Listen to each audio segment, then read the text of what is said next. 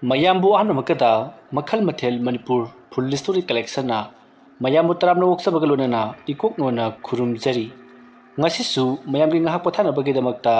Manipuri horror story ꯑꯃꯃꯨꯛ ꯄꯨꯗꯨꯅ ꯂꯥꯛꯆꯔꯤ horror story ꯑꯁꯤꯒꯤ ꯃꯃꯤꯡꯅ ꯀꯩꯊꯦꯜ ꯃꯅꯥꯛꯀꯤ ꯃꯪꯒꯦ ꯈꯨꯜꯒꯤ ꯀꯩꯊꯦꯜ ꯃꯆꯥ ꯁꯤꯖꯟ 2 ꯋꯥꯔꯤ ꯑꯁꯤꯅ ꯍꯤꯡꯂꯤꯕ ꯑꯃꯗꯤ ꯂꯩꯈꯤꯗ꯭ꯔꯕ ꯀꯅꯥꯒꯨꯝꯕꯤ ꯑꯃꯠꯇꯒ ꯃꯔꯤ ꯂꯩꯅꯖꯗꯦ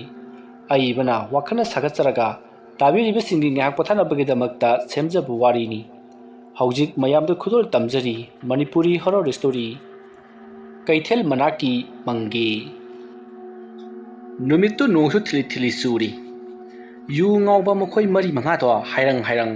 ꯈꯨꯜꯒꯤ ꯀꯩꯊꯦꯜ ꯃꯆꯥ ꯑꯗꯣ ꯐꯥꯎꯗꯨꯅ ꯃꯈꯣꯏ ꯂꯥꯛꯂꯤ ꯃꯇꯝꯗꯣ ꯑꯍꯤꯡꯒꯤ ꯄꯨꯡ 11 ꯇꯥꯔꯕꯅꯤ ꯃꯈꯣꯏ ꯑꯗꯣ ꯆꯥꯛ ꯆꯥꯅꯕ ꯆꯠꯂꯨꯕꯗꯒꯤ ꯍꯥꯏꯔꯪ ꯆꯥꯛ ꯆꯥꯅꯕ ꯂꯣꯏꯔꯕ ꯃꯇꯨꯡꯗ ꯍꯜꯂꯛꯂꯤꯕꯅꯤ ꯌꯨ ꯉꯥꯎꯗꯨꯅ ꯍꯜꯂꯛꯂꯤꯕ ꯗꯤꯔꯦꯟ ꯔꯥꯖꯦꯁ ꯑꯃꯗꯤ ꯃꯣꯟꯕꯤ ꯃꯈꯣꯏ ꯃꯥꯟꯅꯕꯁꯤꯡ ꯑꯗꯨꯅ ꯀꯩꯊꯦꯜ ꯃꯆꯥ ꯑꯗꯨ ꯌꯧꯔꯛꯄ ꯃꯇꯝꯗ ꯃꯈꯣꯏꯅ ꯍꯩ ꯁꯤꯒꯤ ꯀꯩꯊꯦꯜ ꯃꯆꯥꯁꯤ ꯅꯠꯇ꯭ꯔꯣ ꯉꯍꯥꯟꯋꯥꯏ ꯌꯥꯝꯅ ꯊꯤꯅ ꯇꯝꯅꯈꯤꯗꯅ ꯍꯥꯏꯕꯗꯣ ꯑꯩꯈꯣꯏꯒꯁꯨ ꯎꯪꯈꯠꯅꯈꯤꯕ ꯄꯥꯔꯤ ꯑꯍꯜꯗꯨꯅ ꯁꯤꯗꯩꯁꯤꯗ ꯂꯥꯏꯑꯣꯛꯅꯗꯅ ꯇꯧꯈꯤꯗꯥꯏꯅꯦ ꯇꯧꯈꯤꯕꯅꯦ ꯀꯅꯥꯅ ꯈꯪꯕꯣꯅꯣ ꯍꯧꯖꯤꯛꯅ ꯍꯦꯟꯖꯜꯂꯦ ꯍꯥꯏꯕ ꯄꯥꯎ ꯑꯃ ꯇꯥꯏ ꯀꯩꯊꯦꯜꯁꯤꯁꯨ ꯅꯨꯃꯤꯗꯥꯡ ꯍꯦꯛ ꯑꯣꯏꯈꯤꯕꯒ ꯑꯗꯨꯝ ꯈꯝꯃꯦꯗꯅ ꯃꯅꯥꯛ ꯅꯛꯄꯗ ꯂꯩꯔꯤꯕ ꯗꯨꯀꯥꯟꯁꯤꯡꯁꯤꯁꯨ ꯃꯤ ꯑꯃꯇ ꯑꯍꯤꯡ ꯂꯦꯛꯇ꯭ꯔꯥ ꯍꯥꯏꯕꯒꯨꯝ ꯇꯧꯏ ꯑꯩꯈꯣꯏꯒꯤ ꯋꯥꯗꯤꯅꯦ ꯇꯞꯅꯔꯣꯁꯤ ꯉꯥꯏꯔꯦ ꯍꯨꯔꯥꯟꯕ ꯅꯨꯡꯉꯥꯏꯅꯕ ꯑꯁꯨꯝꯅ ꯃꯌꯥꯝꯗꯣ ꯉꯥꯡꯅ ꯑꯁꯨꯝ ꯂꯥꯛꯄꯅ ꯗꯤꯔꯦꯟꯅ ꯑꯗꯨꯕꯨ ꯁꯨꯃꯥꯏ ꯁꯨꯝ ꯂꯩꯕꯅꯗꯤ ꯌꯥꯔꯣꯏ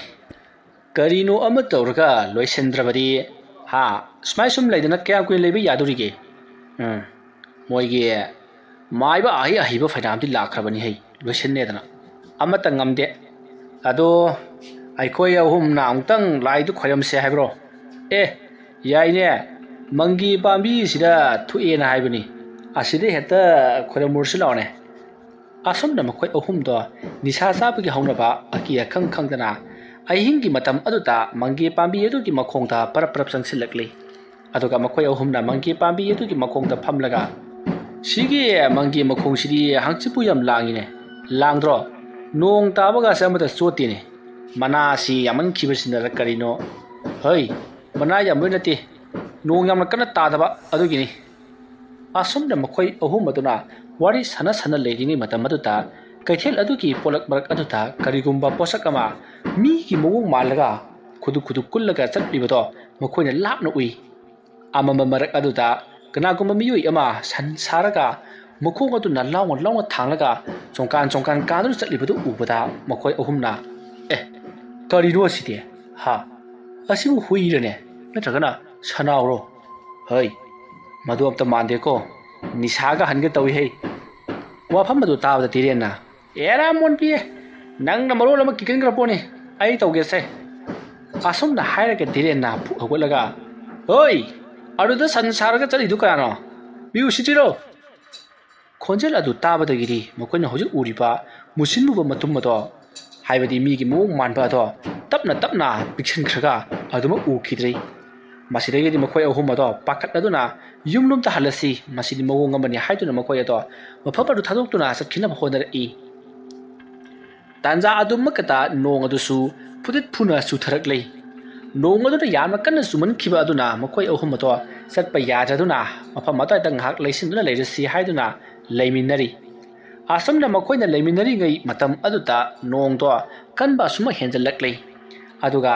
ꯉꯥꯜꯂꯝꯕ ꯗꯨꯀꯥꯟꯁꯤꯡ ꯑꯗꯨꯒꯤ ꯃꯩꯁꯤꯡ ꯑꯗꯨꯁꯨ ꯃꯊꯪ ꯂꯣꯏꯅ ꯃꯨꯠꯈ꯭ꯔꯤ ꯃꯇꯝ ꯑꯗꯨꯗ ꯔꯥꯖꯦꯁꯅ ꯉꯁꯥꯏꯅ ꯃꯪꯒꯦ ꯃꯈꯣꯡ ꯑꯁꯤꯗ ꯐꯝꯕꯒꯤ ꯃꯍꯨꯠꯇ ꯑꯩꯈꯣꯏ ꯌꯨꯝ ꯇꯥꯟꯅ ꯆꯠꯆꯔꯝꯂꯕꯗꯤꯅꯦ ꯉꯁꯥꯏꯅ ꯌꯨꯝ ꯌꯧꯔꯗꯧꯅꯤꯗ ꯑꯁꯨꯝꯅ ꯍꯥꯏꯔꯛꯄꯗꯨꯗ ꯗꯤꯔꯦꯟꯅ ꯅꯣꯏ ꯌꯥꯝ ꯀꯤꯕ꯭ꯔꯣ ꯅꯣꯏ ꯌꯥꯝ ꯀꯤꯕꯩ ꯋꯥꯔꯣ ꯍꯩ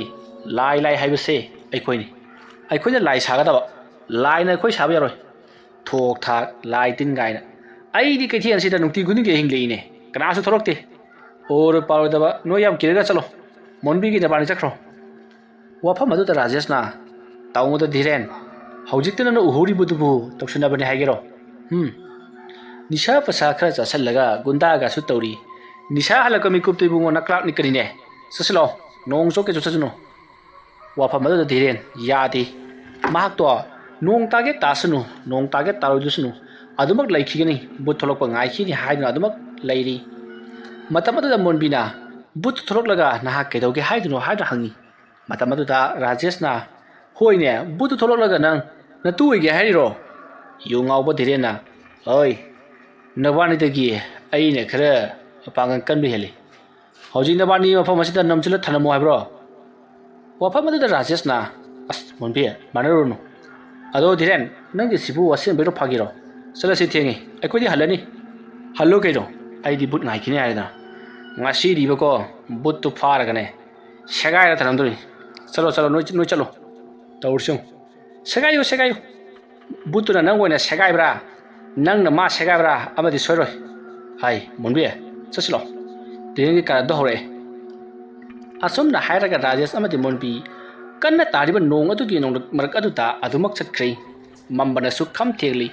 nong amuk khalakpagi maingan ta makhoi ado lambi thiduna chalhori bani masidagi direna oi pang da banoi dine mapani pan thonu rei yumda dumang nei sellaga layo kai kan da direna lauri pato rajesh amadi monbi tai adubu hanna kaidonu de yengrudrei masidagi di monbi na oi phagiju phagini dirin ji matom de lehori sibu yagadro hayeng phatanung da thoklabadi ibani ka chamin nakhibani na ibani da ung tainaraktina ne as la asabuk telaga ne asida waiting chilam lebudo arda ngak phamaga ngaisi ma laktabara ngambra yengsi asum na hainaraga rajesh amadi monbi waiting set adugi manak tamna adumak chatkhri somdana diren phamba ngamlaktabadagi longni hiptuna leiri atuga koilaw lauri mafam masida but leirabadi tholu aibu sagaiduna halu law haiduna lauri mahana aduma law khongli bado kanasu tabnati nongma khol aduna aduna mahanga lawduna leiringi mata maduda kathel adugi khagat liba jinga mathak aduta karigumba posak ama khara charop toba ma dom lawna taraklaka gorong ondaraga laimaida bhup lawna taki matam aduda direna ai karino hujukidudi mathakta nova pandana kilakane slaiti aduga mangi kelakpo oiragasu gorong ontharaga di keloida ai bulakwa horobro direne lauri bado arapadagi monbi amati rajesh na haipeti taki adubu makhoisu yuga kan ngawrupaga nisha halaka matang obunara karino migi waiting set aduta bom tusinaduna tungkhri matam aduda direna hojiki tarak iba potu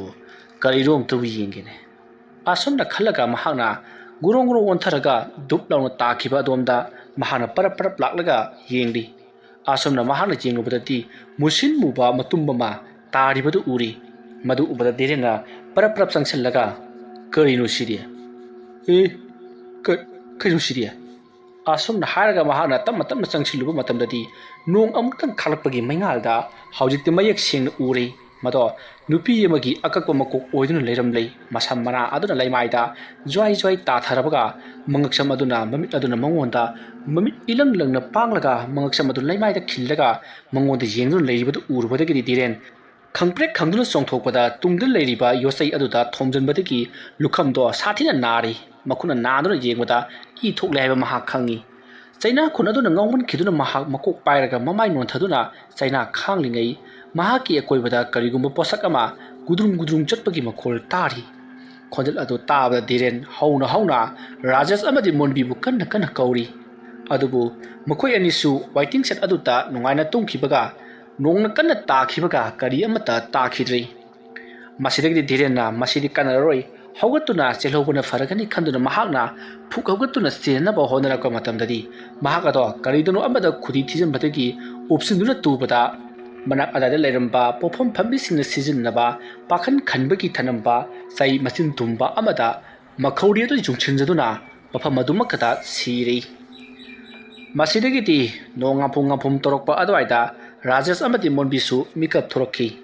makoi anina mikap thorka matamdadi makoina tumliba se makoi ki kathel manak joromda de leiba waiting set adu tani haiba khanglakhi madu khanglakpadagidi makoi ani dusu phuk hogolakle aduga diren bu koithi thiri ngasai makai makoina yu ngawrabasu hojikti nisa hallabarina makoi anina diren bu koithi thiraka matamdadi diren do yamna phibam sadana hiduna tadun leirumki makhauri aduda machin tumbasai amana lengduna siram libato madu ubada rajesh amadi monbi pakhat khiduna ꯃꯈꯣꯏꯁꯨ ꯃꯥꯒꯤ ꯌꯨꯝꯗ ꯄꯥꯎ ꯄꯤꯅꯕꯒꯤꯗꯃꯛꯇ ꯆꯦꯟꯅꯈꯤ ꯑꯁꯨꯝꯅ ꯇꯧꯗꯨꯅ ꯍꯧꯖꯤꯛꯇꯤ ꯃꯤꯌꯥꯝ ꯇꯤꯜꯂꯔꯤ ꯗꯤꯔꯦꯟꯅ ꯁꯤꯔꯝꯂꯤꯕ ꯃꯑꯣꯡ ꯑꯁꯦ ꯃꯍꯥꯛ ꯃꯇꯣꯝꯇ ꯁꯤꯕꯗꯤ ꯁꯨꯡꯑꯣꯏ ꯑꯣꯏꯔꯔꯣꯏ ꯀꯩꯊꯦꯜ ꯑꯁꯤꯒꯤ ꯃꯅꯨꯡꯗ ꯂꯩꯔꯤꯕ ꯊꯋꯥꯏ ꯃꯤꯔꯦꯜ ꯑꯗꯨꯅ ꯍꯥꯠꯄ ꯑꯣꯏꯔꯝꯒꯅꯤ ꯍꯥꯏꯕꯁꯦ ꯃꯈꯣꯏꯅ ꯂꯣꯏꯅꯃꯛ ꯈꯪꯅꯈꯤ ꯃꯁꯤꯗꯒꯤꯗꯤ ꯗꯤꯔꯦꯟꯒꯤ ꯃꯁꯥ ꯑꯗꯣ ꯃꯊꯧ ꯃꯉꯝ ꯄꯥꯡꯊꯣꯛꯅꯕꯒꯤꯗꯃꯛꯇ ꯃꯍꯥꯛꯀꯤ ꯏꯃꯨꯡ ꯃꯅꯨꯡ ꯂꯥꯛꯇꯨꯅ ꯄꯨꯗꯨꯅ ꯆꯠꯈ꯭ꯔꯤ ꯁꯣꯝꯗꯅ ꯀꯝꯗꯧꯔꯤ ꯄꯥꯔꯤꯍꯜꯗꯣ ꯌꯨꯝ ꯑꯗꯨꯗ ꯍꯣꯕꯦ ꯍꯣꯕꯦ ꯆꯦꯜꯂꯛꯂꯤ ꯃꯇꯝ ꯑꯗꯨꯗ ꯄꯥꯔꯤꯍꯜꯅ ꯃꯥꯒꯤ ꯂꯣꯏꯅꯕꯤ ꯕꯦꯃꯕꯨ ꯍꯟꯖꯤꯟ ꯍꯟꯖꯤꯟ ꯀꯧꯔꯤ ꯃꯇꯝ ꯑꯗꯨꯗ ꯕꯦꯃꯁꯨ ꯇꯥꯔꯗꯨꯅ ꯃꯄꯥꯟꯗ ꯆꯦꯟꯊꯣꯔꯛꯂꯤ ꯑꯗꯨꯒ ꯏꯄꯥ ꯄꯥꯈꯠꯅ ꯀꯩꯗꯧꯔꯒꯦ ꯑꯗꯨꯝ ꯄꯥꯈꯠꯅ ꯀꯧꯔꯤꯕꯗꯨꯕꯣ ꯆꯥꯛꯀ ꯊꯣꯡꯐꯝ ꯈꯪꯗꯦ ꯍꯥꯏꯕ ꯑꯩ ꯅꯪꯒꯤ ꯆꯥꯛꯇꯨꯕꯨ ꯀꯗꯥꯏ ꯌꯧꯔꯒꯦ ꯏꯟꯖꯥꯡꯒ ꯊꯣꯡꯈ꯭ꯔꯕ ꯖꯥꯠꯂꯣ ꯏꯟꯖꯥꯡꯕꯨꯗꯤ ꯊꯣꯡꯗ꯭ꯔꯤ ꯍꯥꯏ ꯀꯔꯤ ꯏꯟꯖꯥꯡ ꯊꯣꯡꯗꯣꯏꯅꯣꯅꯦ ꯑꯁ ꯍꯪꯒꯥꯝ ꯈꯔ ꯂꯩ ꯃꯁꯦꯠꯇ ꯐꯨꯠꯂꯒꯦ ꯑꯩ ꯑꯗꯨꯒꯨꯝꯕ ꯂꯋꯥꯏ ꯇꯥꯕ ꯏꯟꯖꯥꯡꯗꯣ ꯑꯩ ꯆꯥꯗꯦ ꯈꯪꯕ ꯅꯠꯇ꯭ꯔꯣ ꯁꯦ ꯁꯤ ꯑꯣꯏꯅ ꯊꯣꯡꯒꯗꯕꯅꯤꯅꯦ ꯑꯩꯃ ꯀꯗꯥꯏꯗꯒꯤ ꯉꯥꯅꯣ ꯁꯤꯗꯤ ꯑꯩ ꯀꯗꯥꯏꯗꯒꯤ ꯑꯣꯏꯔꯤꯒꯦꯅꯦ ꯂꯩꯔꯛꯂꯤꯕ ꯍꯥꯏ ꯃꯁꯤ ꯑꯣꯏꯅ ꯊꯣꯡꯁꯤ ꯂꯥꯍꯣꯏ ꯃꯁꯤꯒꯤ ꯅꯨꯄꯥꯁꯤꯅ ꯉꯥ ꯂꯩꯔꯛꯄꯁꯦ ꯀꯔꯤꯒꯨꯝꯕ ꯑꯃꯗꯤ ꯁꯣꯏꯗꯅ ꯂꯩꯔꯝꯃꯗꯧꯕꯅꯤ ꯑꯁꯨꯝꯅ ꯉꯥꯡꯂꯗꯨꯅ ꯃꯈꯣꯏ ꯑꯅꯤ ꯏꯃꯨꯡꯗ ꯆꯪꯃꯤꯟꯅꯔꯛꯂꯤ ꯆꯥꯛꯁꯪꯗ ꯄꯥꯔꯤꯍꯜꯅ ꯉꯥ ꯁꯦꯝꯂꯤ ꯕꯦꯃꯅ ꯆꯥꯛ ꯑꯗꯣ ꯌꯥꯝꯅ ꯀꯟꯅ ꯁꯤꯡ ꯌꯥꯡꯂꯤ ꯃꯇꯝ ꯑꯗꯨꯗ ꯕꯦꯃꯅ ꯄꯥꯔꯤꯍꯜꯗ ꯀꯔꯤꯒꯤꯅꯣ ꯉꯥ ꯂꯩꯔꯛꯂꯤꯕꯁꯤꯕꯣ ꯍꯥꯏꯗꯨꯅ ꯍꯪꯉꯤ ꯃꯇꯝ ꯑꯗꯨꯗ ꯄꯥꯔꯤꯍꯜꯅ ꯑꯩ ꯄꯥꯎ ꯅꯨꯡꯉꯥꯏꯕ ꯑꯃ ꯇꯥꯕꯗꯨꯗ ꯍꯔꯥꯎꯃꯟꯈ꯭ꯔꯗꯅ ꯉꯥꯁꯦ ꯂꯩꯔꯛꯂꯤꯕ ꯑꯣꯍꯣ ꯑꯗꯣ ꯀꯔꯤ ꯄꯥꯎꯅꯣ ꯍꯥꯏꯕ ꯍꯩ ꯅꯍꯥꯟ ꯑꯩꯒ ꯎꯝꯈꯠꯅꯈꯤꯕ ꯗꯤꯔꯦꯜ ꯍꯥꯏꯕ ꯃꯃꯥꯡ ꯂꯩꯀꯥꯏꯒꯤ ꯑꯉꯥꯡ ꯅꯨꯄꯥ ꯃꯆꯥ ꯅꯤꯁꯥꯗ ꯆꯥꯗꯅ ꯂꯩꯕ ꯑꯣꯛꯇ ꯆꯥꯕ ꯀꯥꯡꯕꯨꯗꯨ ꯁꯤꯔꯦꯗꯅ ꯀꯩꯅꯣ ꯍꯥꯏꯁꯤꯕꯣ ꯃꯣꯏ ꯀꯌꯥꯅꯣ ꯑꯦꯔꯥ ꯗꯤꯔꯦꯟ ꯈꯛꯇꯅꯤ ꯑꯩꯒꯤꯗꯤ ꯃꯥꯕꯨ ꯁꯤꯔꯗꯤ ꯌꯥꯔꯦ ꯑꯗꯨꯗ ꯍꯔꯥꯎꯃꯟꯈ꯭ꯔꯗꯅ ꯁꯤ ꯉꯥꯁꯤ ꯂꯩꯔꯛꯂꯤꯕꯅꯤꯅꯦ ꯑꯩꯅ ꯉꯁꯥꯏ ꯈꯜꯂꯕꯅꯤ ꯃꯊꯣꯡ ꯆꯥꯕ ꯄꯥꯎꯗꯤ ꯑꯣꯏꯔꯔꯣꯏꯗꯅ ꯁꯤꯕꯨ ꯃꯊꯣꯡ ꯆꯥꯗꯕ꯭ꯔꯅꯦ ꯗꯤꯔꯦꯟ ꯁꯤꯕꯒꯤ ꯅꯨꯡꯉꯥꯏꯕꯗꯨ ꯐꯣꯡꯗꯣꯛꯄ ꯑꯣꯏꯅ ꯉꯥ ꯂꯩꯔꯛꯂꯦ ꯁꯤꯕꯨ ꯀꯔꯤꯗ ꯃꯊꯣꯡ ꯆꯥꯗꯕ ꯑꯣꯏꯔꯒꯦꯕ ꯁꯤꯕꯣ ꯃꯤꯅ ꯁꯤꯔꯒ ꯉꯥ ꯂꯩꯔꯒ ꯆꯥꯏꯗꯨꯕꯨ ꯗꯤꯔꯦꯟꯒ ꯇꯥꯃꯣꯒ ꯀꯔꯤ ꯌꯥꯟꯗꯕ ꯂꯩꯕꯒꯦꯕ ꯍꯣꯏ ꯌꯥꯟꯗꯕ ꯍꯥꯏꯕꯕꯨ ꯉꯍꯥꯟ ꯅꯣꯡꯃ ꯑꯩꯅ ꯀꯩꯊꯦꯜꯗ ꯑꯍꯤꯡ ꯂꯦꯛꯄ ꯆꯠꯂꯤꯗꯅ ꯑꯗꯨ ꯀꯩꯗꯧꯕ ꯍꯥꯏꯕꯕꯨ ꯃꯈꯣꯏ ꯈꯔ ꯌꯨ ꯊꯛꯇꯅ ꯂꯩꯔꯝꯃꯦ ꯑꯗꯨꯒ ꯃꯥꯅ ꯑꯩꯉꯣꯟꯗ ꯀꯥꯔꯟ ꯇꯥꯗꯅ ꯑꯩꯅ ꯁꯤꯈ꯭ꯔꯒ ꯑꯗꯨ ꯇꯧꯕꯅ ꯅꯨꯡꯁꯤꯗꯦꯅꯦ ꯑꯉꯥꯡꯗꯣ ꯃꯗꯨ ꯈꯔ ꯅꯨꯡꯁꯤꯔꯝꯕꯅꯤ ꯅꯨꯡꯁꯤꯈꯤꯗ꯭ꯔꯦꯅꯦ ꯃꯥ ꯁꯤꯕꯒꯤ ꯍꯔꯥꯎꯗꯅ ꯉꯥꯁꯤ ꯂꯩꯔꯛꯂꯤꯕꯅꯤ ꯑꯩ ꯅꯞ ꯂꯥꯎꯅ ꯊꯣꯡꯉꯨꯀꯣ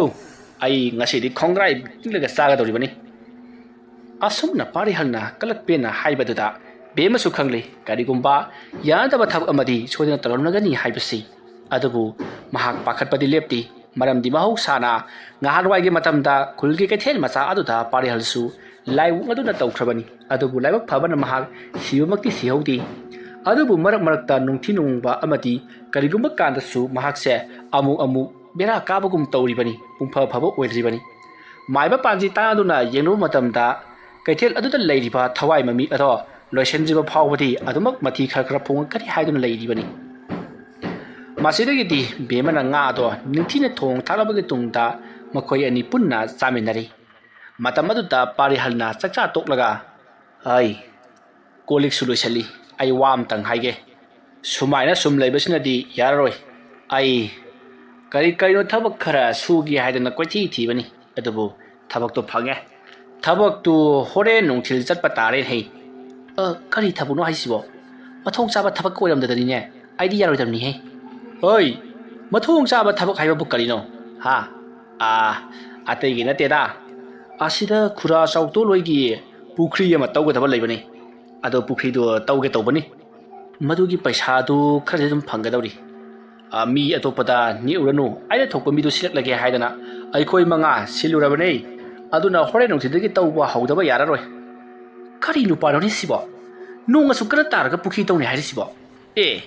ꯅꯣꯡ ꯇꯥꯔꯤꯉꯩꯗ ꯄꯨꯈ꯭ꯔꯤ ꯇꯧꯒꯗꯅ ꯍꯌꯦꯡ ꯀꯥꯂꯦꯟꯒꯤ ꯃꯇꯝꯗ ꯄꯨꯈ꯭ꯔꯤ ꯇꯧꯔꯒ ꯀꯗꯥꯏꯗꯒꯤ ꯏꯁꯤꯡ ꯂꯥꯛꯀꯗꯧꯔꯤꯒꯦ ꯃꯁꯤꯒꯤ ꯅꯨꯄꯥꯁꯤꯒ ꯉꯥꯡꯅꯕꯁꯤꯗꯤꯕ ꯄꯨꯡꯄꯦꯟ ꯍꯦꯛ ꯄꯦꯜꯂꯄꯣꯠꯅꯤ ꯅꯣꯡ ꯇꯥꯔꯤꯕꯁꯤꯗ ꯄꯨꯈ꯭ꯔꯤꯗꯨ ꯁꯨꯝ ꯇꯧꯔꯕꯗꯤ ꯀꯨꯠꯁꯜꯂꯛꯂꯕꯅ ꯏꯁꯤꯡ ꯊꯨꯝꯖꯤꯜꯂꯛꯂꯅꯤ ꯇꯧꯕ ꯅꯨꯡꯉꯥꯏꯒꯗ꯭ꯔꯣ ꯑꯗꯨꯒꯤꯗꯤꯅꯦ ꯀꯔꯤꯝꯇ ꯈꯜꯂꯨꯅꯨꯀꯣ ꯂꯩꯈꯣꯝ ꯄꯦꯜꯂꯛꯂꯕꯗꯤ ꯂꯩꯈꯣꯝꯗꯣ ꯑꯁꯨꯝꯅ ꯕꯦꯆꯥꯅꯁꯦ ꯀꯣꯠꯂꯒ ꯂꯪꯈꯠꯀꯗꯧꯔꯤꯕꯅꯤꯅꯦ ꯇꯧꯔꯤꯁꯤ ꯌꯦꯡꯉꯨ ꯑꯩꯗꯤꯅꯦ ꯃꯗꯨ ꯀꯌꯥ ꯃꯨꯟ ꯐꯥꯠꯇꯦꯀꯣ ꯀꯩꯁꯨ ꯈꯜꯂꯨꯅꯨ ꯑꯩꯅ ꯊꯣꯛꯄ ꯑꯗꯨꯃꯛ ꯇꯧꯅꯤꯀꯣ ꯉꯥꯏꯈꯣ ngarang chawbi to lalamidu karigino aina madugi nupidu loinaru tinaru na hairaga nana maga giri taktana tinaridu bu karigino haibanida as kaisu hairamba natiba hoine adu karino man hairamido moigi adutane amai bama lei hai aduta amutang isase yengthoksena hairamba hoi yengunu kari kanada amai ba gaina mai bi oidi khara phai kari khangdana mai bana ha ai aina harisini hojiki matam sei mi yamna phatrabani ne aina haisini hei yengjo laksanu no hei asmai sum leirabadi kamai tawdino haima mai bana bu karmaina nang ge na bu le phagadoribano doctor na ko doctor nupi ahi ba yam lai khrabjani aina to kada satse haibadi nang jadine nang ha to kada chali base kayam kuirabage aikuna taliba sin mayam se doctor gi jum chana bro isi adumna saukinu ne nangbo farase satpa tarabasune ai ge lone chachi ngasi gi dine pukri to budu chatu daba yararoi pukri ne haija bagi wani da yama chaung to goda bunati ai aduga khura chautol na kari dum su hai ma gi thabak ama tawraga di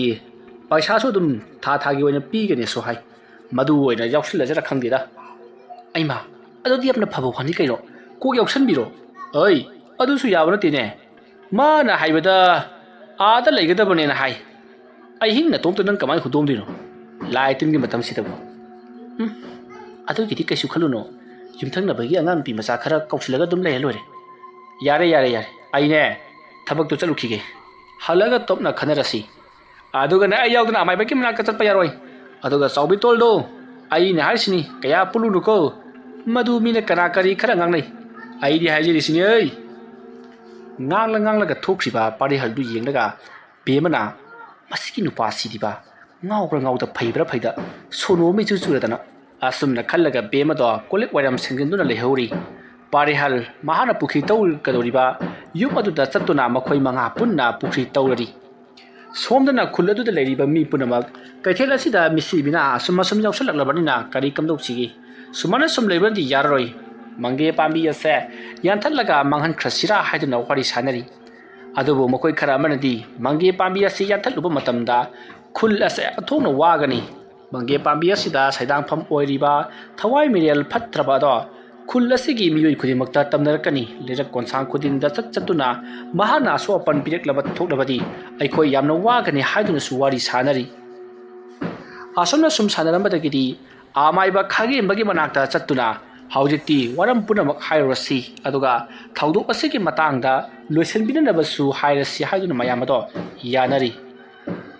asomna tawduna leikai adugi club ki naharon sing amadi ahal laman kharaga tawduna amaiba khage embagi manakta lakli asom lakpana haujikti amaiba khage embagi manak jorokli matamaduda amaiba khage emba yumgi sangoi adugi I singado lura nanthare haiduna punkatnabagi damakta paya siduna leirami matamaduda mayam sangsilakpaduda khage embana mayam lakli basina kari gi oirabanone ha kari tanase haibano matamaduda club ki naha singaduna ipu amaiba aikoi khurumjari aikoi lekai mayam haunaraga laklibasi atei gamta nasadi handak aikoi ke lekai khuladuda leiriba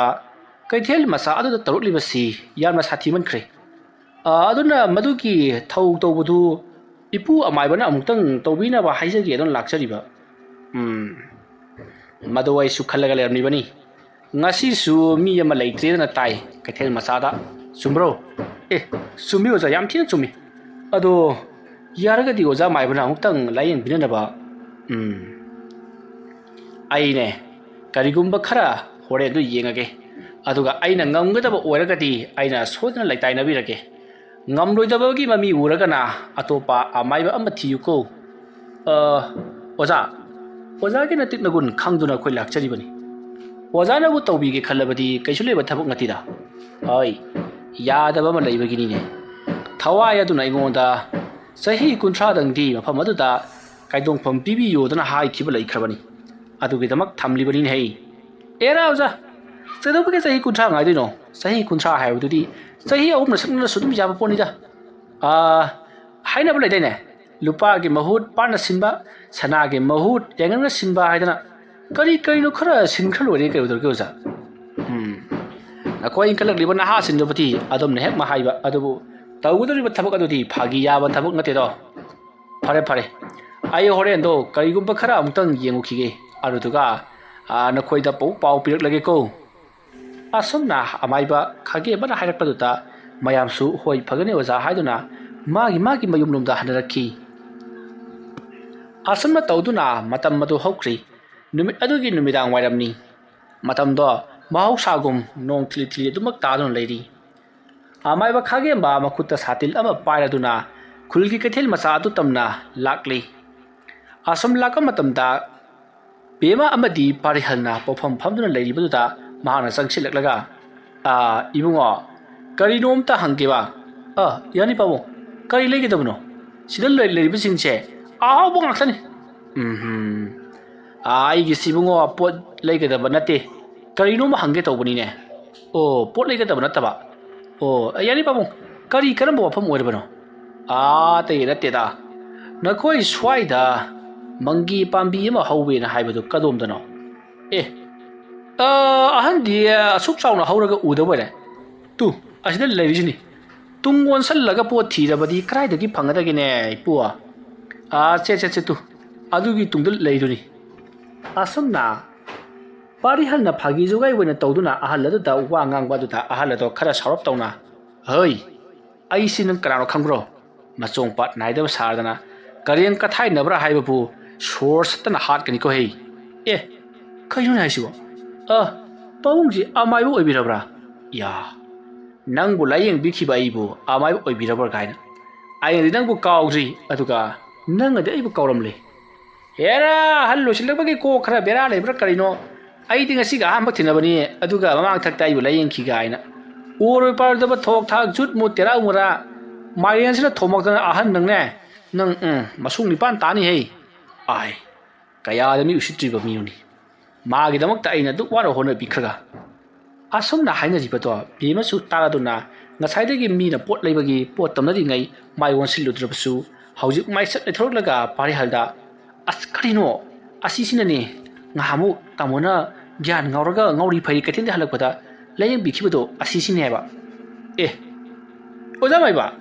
ꯑꯩꯗꯤ ꯀꯔꯤꯃꯠꯇ ꯈꯪꯖꯍꯧꯗ꯭ꯔꯦꯅꯦ ꯎꯊꯣꯛꯅ ꯏꯀꯥꯏꯖꯔꯦꯗ ꯑꯩ ꯈꯨꯔꯨꯝꯖꯔꯤ ꯑꯣꯖꯥ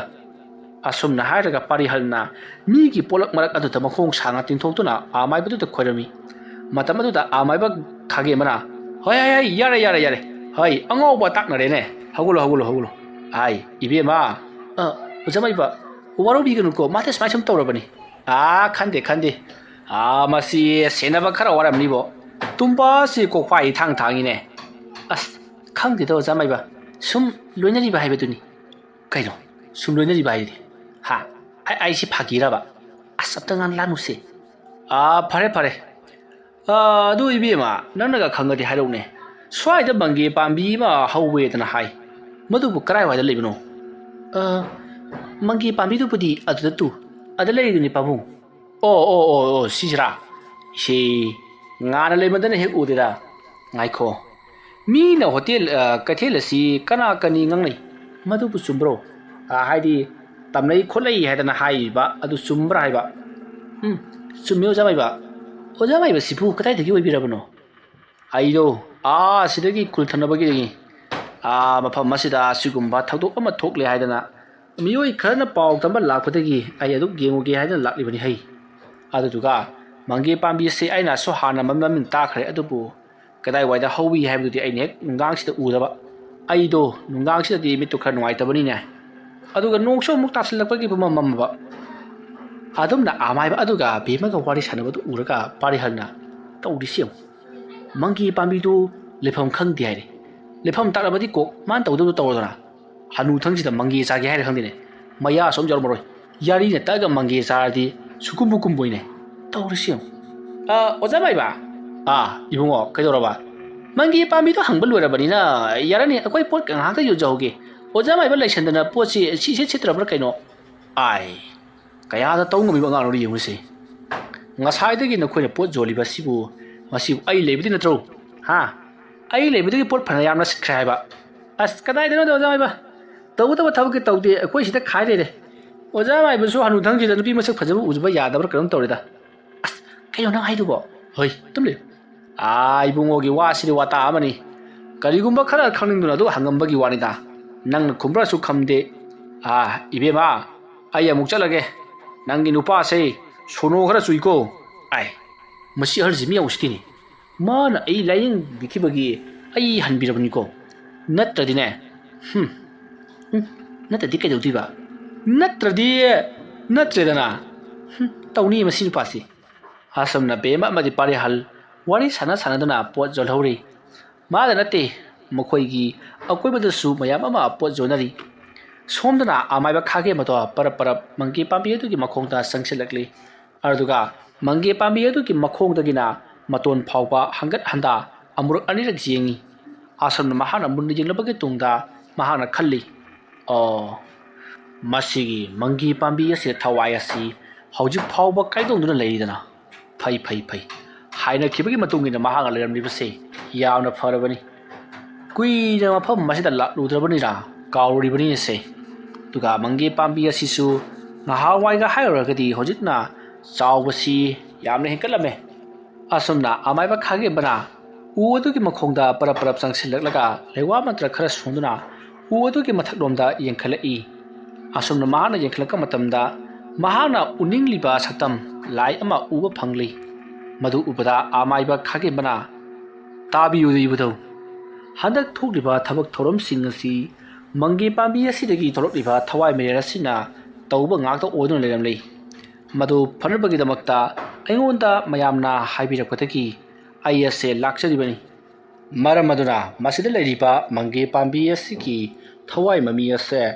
phajana loisenjaragi ayaba pibiyu haiduna khurumli adumna amaiba khage mana tawribado kaithel aduta karakpa amati pot joliba singaduna loinama question duna yengnara asamna khage mana khoiramba lorabage tungda mahana hawgalaklaga akoibada koyingina kamatamda mangonda miyama mana womsinduna yengdu leramlibado uri madu ubada amaiba khage mana mayam kaisu thoyokpa tawbna teda fare adadi ai somuk chalage asumna hairamlaga amaiba khage mado mayum lomda gam chakki matam adu da mayamna asigi amaibna tawribasi karino mahana oira male ngahan makai mangi pambi asigi makhongda lai sadari basi mahana lai sanabada ki mafam mase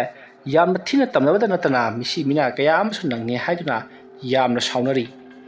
adubu khara amana adu gamba amata nate ngasai lekai asigi miyoi mayap amma chatuna mangonda kaithel masa asigi tawribasi ngase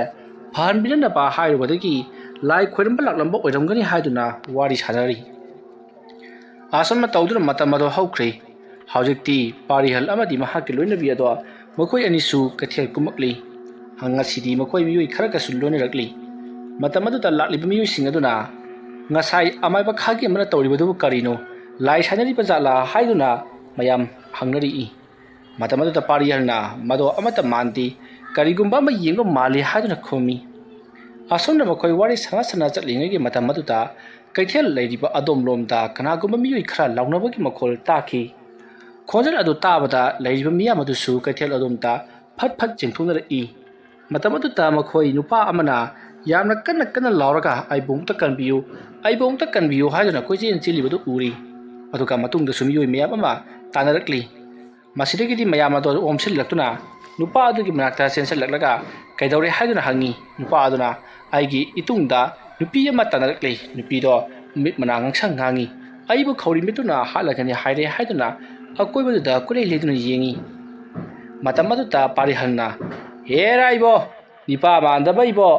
nangodagi hena sathi ba kaya ma thinaklabani nang dangodi laude he asumna haibadu ta bemana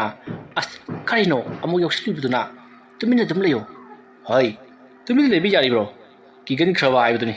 mi yoiba hongode saslau asumna hairaga mayamdo magi mayumda amu hanakri masidagidi matamdo asum haujinkri ahingi matam wasilakadori amaiba khagem ba mahagna mangi pambi hauriba kulgi kathel macha aduki manakta chatnabagi damakta sem sari lai khoirambada changatapa polam charam kharasu mahagna sen lagna thamlei asumna pochai singdo thoral to ba puloi lorebagi tungda haujikti mahag khulgi kaithel macha adugi manakta hauriba mangi pambi adugi manakta laknari asum lakpana haujikti mangi pambi aduki makhongi manak ado yoksilakli matam aduda amaiba khage mana mangi pambi asidi khara makhaidi adumak wang sawidana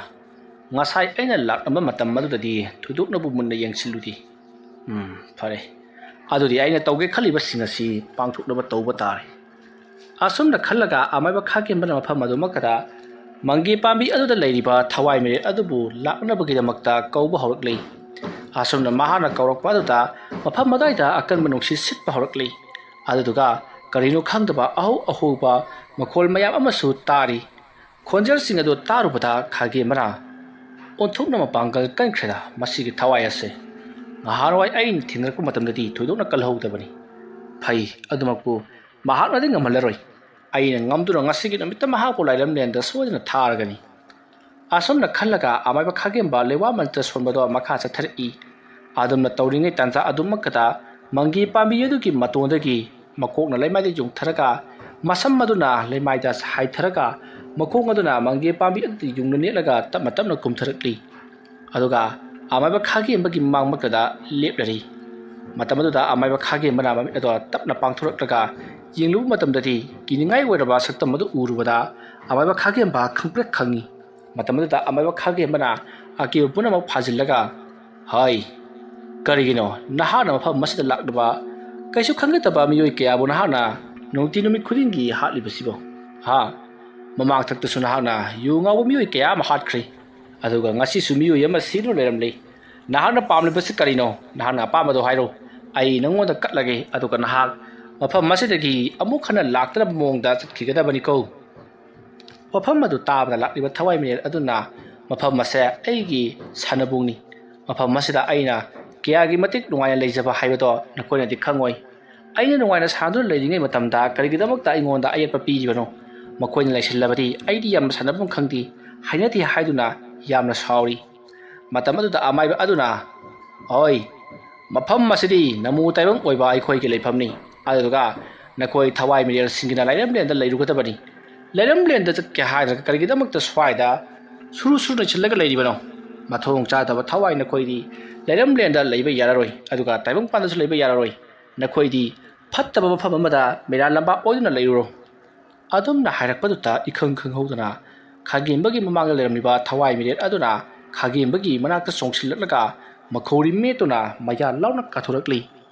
aduma tawbaduda amaiba khage mana mahakisu haijaba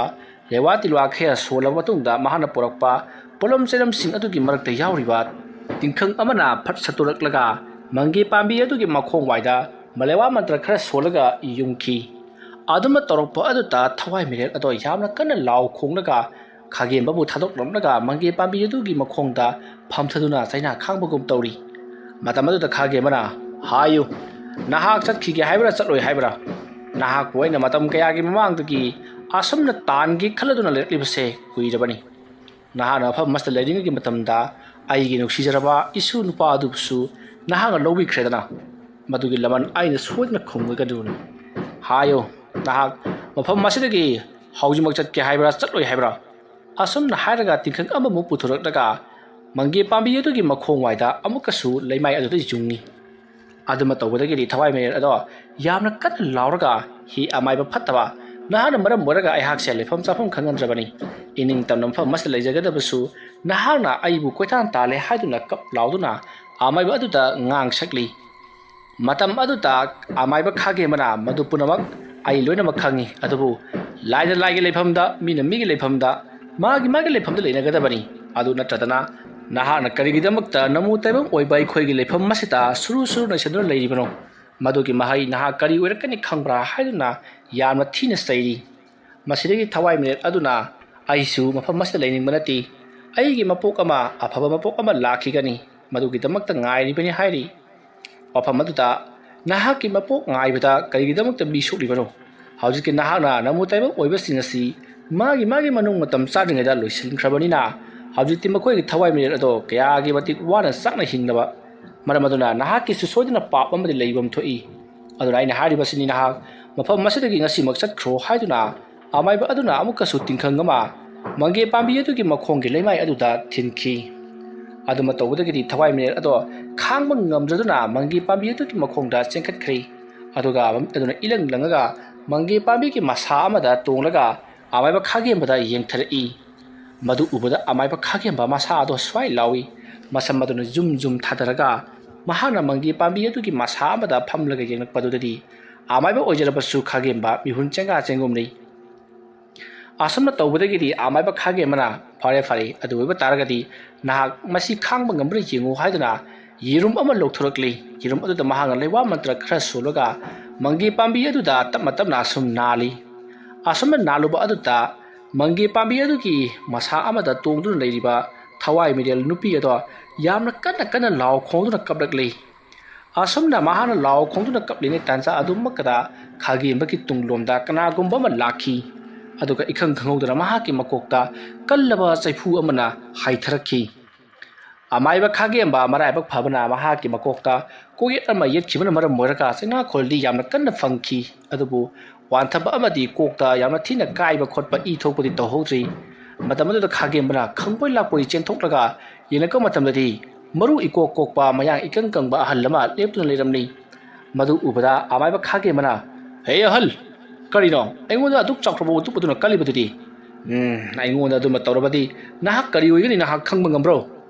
adumna hairakpadutta maru kokpa mayang ikangkangba ahalladuna ai maiba karino nangna aigi sanupibu leramlenda thakhinaba honaribadi mahakna mpham masle libasi ngasi ngarangtagi wanati matam kayagi mamangdagi aina mahakba mpham masida phajinduna thamaklibani maramdi aigi isanupibu aina mikup amatang lapthokhankhiba pamdi wafam adu tabada khagemana o adu warabadi adom mangi pambi asigi makhongda saidangduna leiriba thawai asigi mapa oirabra mani aigi sanupi aduna kanagumba miyu yamagidamak thawai khubakta haptuna kayada sawna mateng pangkhiba mayada sagataba kaya nipa adu pi khibani aduga nipa adu matik trakna matamda atopa nupi yamaga luhong khongdongduna kayada nungaina karakpena hingliba masidagidi sanupido nomagi wakhal nungairaktabana maram moraga mahaki thawai ado katlage haibagi matagum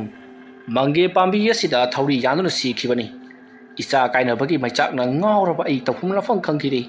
masidagidi ehak ado amaiba tamki aina amaiba hairaktab matamda aigi sanupi gi thawai mirelbu amuk khanna mangi pambi asigi makhongda kauduna mahaki saidang pham ohenki aduga magi awaba ukhitaba amadi mabu nangthap toromba miyu yetubu aina mafam masida kauduna namduna isanupida halarki thaudok adudagi aigi isanupin mafam masidagi adumak lengdana leirakhibani mahaki mawasing adusu hauji khara makhaidi chaujari aina ngangsing ado kayaki matik wana jawrakhiba masi punamak phatraba nupa aduna thonkhiba ngaktani maramaduna mahak ado ngasidi taibang phanasi thadokuna chatkredana aduga mahaki nupi adusu nipa amadamuk chen nupa amadamuk chen mawa chenai naiduna leikredana wafam adu tabada khagemana o adugumba ama leikibara wari adu khangdabarina aide thawai asi kayagi matik lana khaluraba fare adubu tawahal mafam masada nahana adumna sum tawduna leirabadi mahak phattaba thawai midel ama asum olaktuna haujikti mi siba mi hatpa hawlakledo maramaduna haujikti nachanupi ase mahaki thawai midel ase maning tamhankhro mahaki anogo mapuk amagi damak nahanga thadokkhro karigidamak ta nahana asigumba yamna phattaba thabga sibu tawribano thawai midel amabu phajinduna thamba haibase thawai aduna pokataba mapok amada leigadoriba do mado kairabani taibang palasida chatnariba singa se ngakna chatrabadi taibang seba mapuna suna khoibu sodana warogani ko wafam madu tabada ahalado khara wakhal tabagum tawi masidagiri mahakna hoi phare adu waiba taragati adomna apa madu tawru icha nupi se nahanga loisinbiro aisu madu khangdamnati loisinba haitabadagi ngasi phawale ribani adubo amaiba nahana ngasiri loisinbikro adubo aina ichanupibu kangneramda yasida mikup amatangdi wari sana hoki asomna haiduna ahalladuna machanupi adubu kauthaduna wari watai sanakhrai masidagidi amaiba khagemana haujikti thabak punamuk loirasi hairamlaga mahana ngasaidagi mangi pambi adugi akoibada uru ungduna leiriba yerum ado ꯃꯍꯥꯛꯅ ꯃꯐꯝ ꯑꯗꯨꯃꯛꯇꯗ ꯊꯨꯒꯥꯏꯈ꯭ꯔꯦ꯫ ꯑꯁꯣꯝꯅ ꯌꯦꯔꯨꯝ ꯑꯗꯨꯅ ꯍꯦꯛ ꯊꯨꯒꯥꯏꯈꯤꯕꯗꯒꯤꯗꯤ ꯃꯪꯒꯦ ꯄꯥꯝꯕꯤ ꯑꯗꯨꯒꯤ ꯃꯇꯣꯟꯗ ꯇꯣꯡꯗꯨꯅ ꯂꯩꯔꯝꯕ ꯊꯋꯥꯏ ꯃꯤꯔꯦꯜ ꯑꯗꯣ ꯑꯃꯨꯕ ꯃꯩꯈꯨ ꯑꯣꯟꯗꯨꯅ ꯆꯥꯏꯊꯣꯛꯇꯨꯅ ꯃꯥꯡꯈ꯭ꯔꯦ꯫ ꯃꯁꯤꯗꯒꯤꯗꯤ ꯅꯨꯄꯤ ꯑꯗꯨꯒꯤ ꯃꯄꯥꯕꯨꯡ ꯑꯣꯏꯔꯤꯕ ꯃꯔꯨ ꯀꯣꯛꯄ ꯃꯌꯥꯡ ꯀꯪꯕ ꯑꯍꯜ ꯑꯗꯣ ꯀꯞꯇꯨꯅ ꯉꯁꯤꯗꯒꯤꯗꯤ ꯑꯩꯒꯤ ꯏꯆꯥꯅꯨꯄꯤꯗꯣ ꯑꯃꯨꯛ ꯍꯟꯅ ꯎꯅꯕ ꯐꯪꯂꯔꯣꯏꯗꯀꯣ ꯍꯥꯏꯗꯨꯅ ꯀꯞꯇꯨꯅ ꯆꯠꯈ꯭ꯔꯦ꯫ ꯃꯁꯤꯗꯒꯤꯗꯤ ꯑꯃꯥꯏꯕ ꯈꯥꯒꯦꯝꯕꯁꯨ ꯆꯠꯈꯤꯒꯦ ꯍꯥꯏꯗꯨꯅ ꯍꯦꯛ ꯇꯧꯔꯛꯄꯒ ꯃꯪꯒꯦ ꯄꯥꯝꯕꯤ ꯑꯗꯨꯗ ꯁꯩꯗꯥꯡꯒꯗꯕꯒꯤꯗꯃꯛꯇ ꯂꯩꯔꯤꯕ ꯀꯩꯊꯦꯜ ꯑꯗꯨꯒꯤ ꯑꯀꯣꯏꯕꯗ ꯂꯩꯔꯤꯕ ꯂꯥꯏꯁꯤꯡꯗꯣ ꯃꯍꯥꯛ ꯎꯕ ꯍꯧꯔꯛꯏ꯫ ꯃꯁꯤꯗꯒꯤꯗꯤ ꯑꯃꯥꯏꯕ ꯈꯥꯒꯦꯝꯕꯅ ꯃꯪꯒꯦ ꯄꯥꯝꯕꯤ ꯑꯁꯤꯗ ꯃꯈꯣꯏꯅ ꯇꯥꯁꯤꯟꯗꯨꯅ ꯁꯨꯝ ꯂꯩꯕ ꯊꯣꯛꯂꯕꯗꯤ ꯃꯤꯁꯤꯡ ꯁꯨꯝ ꯁꯣꯛꯂꯛꯀꯗꯧꯔꯤ, ꯃꯗꯨꯅ ꯃꯈꯣꯏꯒꯤ ꯀꯩꯗꯧꯐꯝ ꯑꯣꯏꯔꯤꯕ ꯃꯌꯨꯝ ꯑꯣꯏꯒꯗꯧꯔꯤꯕ ꯃꯪꯒꯦ ꯄꯥꯝꯕꯤ ꯑꯁꯦ ꯍꯌꯦꯡꯃꯛ ꯌꯥꯟꯊꯠꯍꯟꯗꯕ ꯌꯥꯗ꯭ꯔꯦ꯫ ꯑꯗꯨꯒ ꯉꯁꯤꯁꯤꯃꯗꯤ ꯃꯈꯣꯏꯅ ꯁꯩꯗꯥꯡꯐꯝ ꯑꯣꯏꯗꯅꯕꯒꯤꯗꯃꯛꯇ ꯊꯕꯛ ꯇꯧꯔꯝꯂꯒꯦ꯫ ꯑꯁꯨꯝꯅ ꯈꯜꯂꯒ ꯑꯃꯥꯏꯕ ꯈꯥꯒꯦꯝꯕꯅ ꯃꯍꯥꯛꯅ ꯄꯨꯔꯛꯄ ꯂꯪ ꯈꯔ ꯃꯪꯒꯦ ꯄꯥꯝꯕꯤ ꯑꯗꯨꯗ ꯌꯦꯠꯁꯜꯂꯝꯂꯒ ꯃꯍꯥꯛꯁꯨ ꯃꯌꯨꯝꯂꯣꯝꯗ ꯆꯠꯈꯤ꯫ ꯑꯁꯨꯝꯅ ꯇꯧꯗꯨꯅ ꯃꯇꯝ ꯑꯗꯨ ꯍꯧꯈ꯭ꯔꯦ꯫ ꯃꯊꯪꯒꯤ ꯑꯌꯨꯛꯇ ꯑꯃꯥꯏꯕ ꯈꯥꯒꯦꯝꯕꯅ ꯈꯨꯜꯒꯤ ꯃꯤꯑꯣꯏ ꯈꯔꯗ ꯃꯍꯥꯛꯅ ꯄꯥꯎ ꯆꯦꯟꯗꯨꯅ ꯀꯩꯊꯦꯜ ꯑꯗꯨꯗ ꯃꯤ ꯇꯤꯜꯂꯔꯤ꯫ ꯃꯇꯝ ꯑꯗꯨꯗ ꯑꯃꯥꯏꯕ ꯈꯥꯒꯦꯝꯕꯅ ꯍꯧꯖꯤꯛ ꯃꯪꯒꯦ ꯄꯥꯝꯕꯤꯁꯤꯗ ꯂꯩꯔꯝꯕ ꯊꯋꯥꯏ ꯃꯤꯔꯦꯜ ꯑꯗꯣ ꯉꯔꯥꯡ ꯑꯍꯤꯡ ꯑꯩꯅ ꯂꯩꯋꯥ ꯃꯟꯇ꯭ꯔ ꯀꯌꯥ ꯇꯧꯖꯕꯗꯒꯤꯗꯤ ꯃꯍꯥꯛ ꯃꯐꯝ ꯑꯁꯤ ꯊꯥꯗꯣꯛꯇꯨꯅ ꯆꯠꯈ꯭ꯔꯦ꯫ ꯇꯧꯕꯇꯕꯨ ꯀꯩꯊꯦꯜ ꯑꯁꯤꯒꯤ ꯑꯀꯣꯏꯕꯗ ꯂꯩꯔꯤꯕ ꯇꯤꯟꯃꯨ ꯂꯥꯏꯃꯨ ꯐꯠꯇꯕꯁꯤꯡ ꯑꯗꯨꯗꯤ ꯃꯪꯒꯦ ꯄꯥꯝꯕꯤ ꯑꯁꯤꯗ ꯍꯧꯖꯤꯛꯁꯨ ꯁꯩꯗꯥꯡꯐꯝ ꯑꯣꯏꯗꯨꯅ ꯂꯩꯒꯗꯧꯔꯤ꯫ ꯃꯔꯝ ꯑꯗꯨꯅ ꯃꯁꯤ ꯌꯥꯟꯊꯠꯇ꯭ꯔꯕꯗꯤ ꯑꯩꯈꯣꯏꯗ ꯌꯥꯝꯅ ꯈꯨꯗꯣꯡꯊꯤꯅꯤꯡꯉꯥꯏ ꯑꯣꯏꯔꯅꯤ꯫ ꯑꯗꯨꯅ ꯃꯪꯒꯦ ꯄꯥꯝꯕꯤ ꯑꯁꯦ ꯌꯥꯟꯊꯠꯂꯒ ꯃꯔꯨ ꯌꯥꯎꯅ ꯐꯨꯈ꯭ꯔꯁꯤ ꯅ ꯍꯥꯏꯔꯤ꯫ ꯑꯁꯨꯝꯅ ꯑꯃꯥꯏꯕ ꯈꯥꯒꯦꯝꯕꯅ ꯍꯥꯏꯔꯛꯄ ꯋꯥꯐꯝ ꯑꯗꯨꯗ ꯃꯌꯥꯝꯁꯨ ꯌꯥꯅꯔꯗꯨꯅ ꯃꯪꯒꯦ ꯄꯥꯝꯕꯤ ꯑꯗꯣ ꯌꯥꯟꯊꯠꯅꯕꯒꯤꯗꯃꯛꯇ ꯈꯨꯜꯒꯤ ꯃꯤꯌꯥꯝ ꯊꯣꯛꯂꯛꯇꯨꯅ ꯌꯥꯟꯈꯤ꯫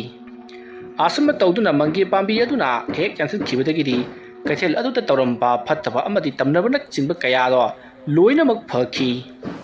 ꯃꯇꯧ ꯑꯁꯨꯝꯅ ꯀꯩꯊꯦꯜ ꯑꯗꯨꯗ ꯇꯝꯅꯔꯝꯕ ꯑꯃꯗꯤ ꯃꯤꯁꯤ ꯃꯤꯅꯥ ꯄꯨꯝꯅꯃꯛ ꯑꯗꯣ ꯐꯈ꯭ꯔꯕ ꯑꯗꯨꯗꯗꯤ ꯅꯨꯡꯉꯥꯏ ꯌꯥꯏꯕꯤ ꯃꯔꯥꯡ ꯀꯥꯏꯅ ꯀꯩꯊꯦꯜ ꯑꯗꯨꯗ ꯃꯤ ꯄꯨꯝꯅꯃꯛ ꯀꯥꯔꯛꯇꯨꯅ ꯌꯥꯝꯅ ꯅꯨꯡꯉꯥꯏꯅ ꯄꯥꯟꯈꯤ꯫ ꯋꯥꯔꯤ ꯑꯁꯤ ꯃꯇꯥꯡ ꯑꯁꯤꯗ ꯂꯣꯏꯁꯤꯟꯖꯔꯤ꯫ ꯋꯥꯔꯤ ꯑꯁꯤ ꯄꯥꯊꯣꯛꯆꯕ ꯃꯇꯝꯗ ꯁꯣꯏꯈꯤ ꯂꯥꯟꯈꯤꯕ ꯑꯔꯥꯟ ꯑꯣꯏꯈꯤꯕꯤ ꯇꯥꯕꯤꯔꯤꯕ ꯄꯨꯝꯅꯃꯛꯅ ꯄꯨꯛꯆꯦꯜ ꯆꯥꯎꯅ ꯉꯥꯛꯄꯤꯒꯅꯤ꯫ ꯃꯌꯥꯝꯕꯨ ꯑꯔꯣꯏꯕꯗ ꯑꯃꯨꯛꯀ ꯍꯟꯅ ꯈꯨꯔꯨꯝꯖꯔꯤ꯫